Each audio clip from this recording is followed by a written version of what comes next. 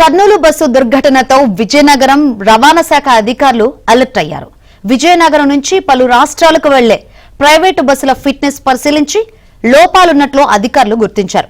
కొన్ని బస్సుల నిర్వహణ సరిగ్గా లేదంటూ సీజ్ చేశారు.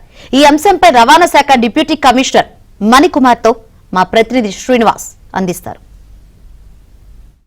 తెలుగు రాష్ట్రాల్లో పెను సంచలనం కలిగించి పెను విషాదాన్ని నింపినటువంటి కర్నూలు సమీపంలోని బస్సు దగ్ధం దుర్ఘటనతో రాష్ట్రంలోని ఆర్టీఏ అధికారులు పలు శాఖలకు చెందినటువంటి అధికారులు ఒక్కసారిలో వారిలో చలనం కనిపిస్తుంది. ఎందుకోసం అంటే ఇప్పుడు మనం విజయనగరంలో ఉన్నాం. విజయనగరం నుంచి విజయవాడ, హైదరాబాద్, బెంగళూరు, చెన్నై ఇలా పలు ప్రాంతాలకు ఇక్కడి నుంచి ప్రైవేట్ వాల్వా బస్సులు, హైటెక్ బస్సులు వెళ్తూ ఉంటాయి. ఆర్టీఓకి సంబంధించినటువంటి సంబంధిత అధికారులు ఉన్నారు. వారిని అడిగి మరి సార్ ఎన్ని బస్సులు తనిఖీ చేశారు, ఆ బస్సుల్లో ఏ విధమైనటువంటి లోపాలను మీరు గుర్తించారు?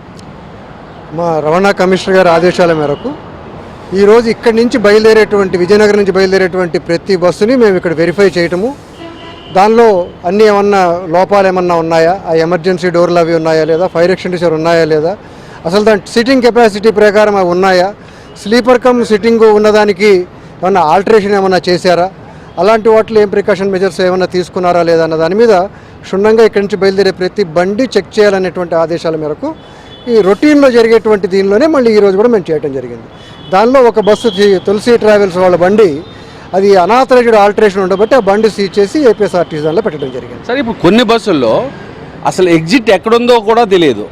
అదేవిధంగా అత్యవసర పరిస్థితుల్లో సుత్తిని ఎక్కడ పెట్టాలి, ఫస్ట్ ఎయిడ్ బాక్స్ ఎక్కడ ఉంటుంది అని కనీసం అవగాహన లేదు. నిన్న ఏబిఎన్ ఆంధ్రజ్యోతి కొంతమంది డ్రైవర్లని బస్సు ఆపరేటర్లు కూడా ఇంటర్వ్యూ చేయడం జరిగింది. ఈ నేపథ్యంలో వాళ్ళు చెప్తున్నది ఏంటంటే మాకు సరైనటువంటి విశ్రాంతి కూడా ఉండటం లేదండి, యాజమాన్యాలు చేసిన దీనికి మేము ఎలా బాధ్యులు అవుతామని వాళ్ళు చెప్తున్నారు. దాని మీద ఆల్రెడీ ఇంతకు ముందు కూడా రవాణా శాఖ చాలా చర్యలు తీసుకోవటము, ఈ చెక్ పాయింట్స్ దగ్గర వాళ్ళకి మార్నింగ్ తెల్లవారుజామున అయితే మొహం కడుక్కొని వాళ్ళకి టీ తాగే ఏర్పాటు చేయటము, అలాగే ప్రతి రోడ్ సేఫ్టీ మాసంలో మనం వాళ్ళకి అవేర్నెస్ కూడా ఇస్తున్నాము. ఒక ఇన్సిడెంట్ జరిగేటప్పుడు ఒక హడావిడి జరుగుతుంది, తర్వాత విడిచిపెట్టేస్తున్నారు అనేటటువంటిది కూడా ఉంది. దాని మీద మీరు ఏంటి మాట్లాడతారు?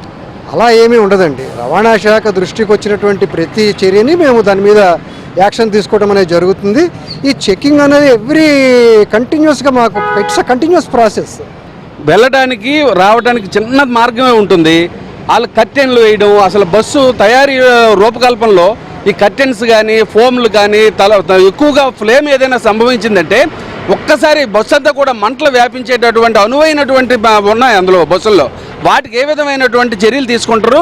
సంబంధిత బస్సు ఆపరేటర్స్కి మీరు ఏ విధమైనటువంటి హెచ్చరికలు, సూచనలు జారీ చేస్తారు? రాష్ట్ర ప్రభుత్వం దీని మీద చాలా సీరియస్గా ఉంది. సో తప్పకుండా కొన్ని మార్గదర్శకాలు వస్తాయనేటువంటిది మేము ఎక్స్పెక్ట్ చేస్తూ ఉన్నాము. అన్ని ప్రికాషన్స్, ప్రతి సీటు పక్కన ఒక హ్యామర్ ఉండాలి. పబ్లిక్లో కూడా అవేర్నెస్ తీసుకోవడం జరుగుతుంది. అదే మనం చూస్తాం. అంటే ప్రభుత్వ ఆదేశాల ప్రకారం భద్రతా నియమాల్ని పాటించాలి అనేటటువంటిది ఇక్కడ ఉండేటటువంటి అధికారులు కావచ్చు, ప్రయాణికులు కావచ్చు, వారందరూ కూడా కోరుతున్నారు. ఇకనైనా సరే కర్నూలు ఘటన పెద్ద కనువిప్పు కావాలని, ఆ ఘటనతో బస్సు యాజమాన్యాలు, బస్సులు నడిపేటటువంటి వాళ్ళందరూ కూడా వారికి కనువిప్పు కలగాలని ఇక్కడ ఉండేటటువంటి వారందరూ కూడా కోరుతున్నారు. Video journalist Srinivas, ABN news, Vizianagaram. Over to Hyderabad studio.